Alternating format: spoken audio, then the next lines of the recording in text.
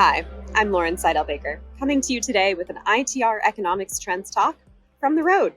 Yes, we are back out speaking, and as a result, I wanted to address one of the questions that I've been getting very commonly when I'm out on the road.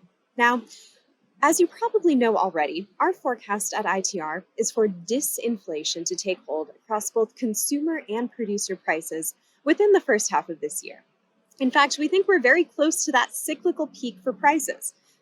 So let's unpack that a little bit, because I've gotten a lot of pushback personally. Companies are saying, how can you call for disinflation when I still see very high levels of price increases from my own suppliers, and I'm putting through my own price increases to my customers at a rate that we haven't done in years, if not decades? Well, you're right. And where we are right now, across both the consumer price index and the producer price index, is an accelerating growth trend. So that means that prices are still rising at an accelerating pace. That is inflation. But we're close to the peak of the business cycle. As you probably know from following us already, we expect that peak growth rate across the US industrial economy to come within the first quarter of 2022. So by mid this year, that demand pull is going to start to ease off a bit. And as a result, we should start to see an impact in prices. Again, we're very close to that peak, so you're probably feeling very frenetic price increases. There is so much activity, so much demand out there that it really will be reflected for a while yet in higher costs. But what is turning is that rate of growth. So when we talk about inflation, we do so as a percentage. What is the percent change in prices from one period to another?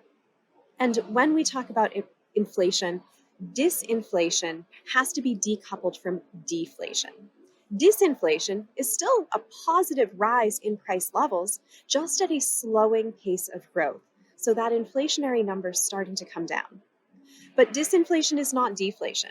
Deflation is that period when we have actual decrease, actual decline in price levels. We do not expect that we will enter a deflationary period this cycle.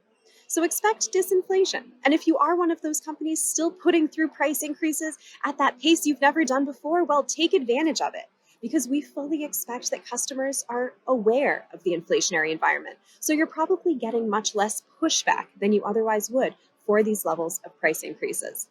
But I also want you to be aware that 2022 will not be a repeat of 2021.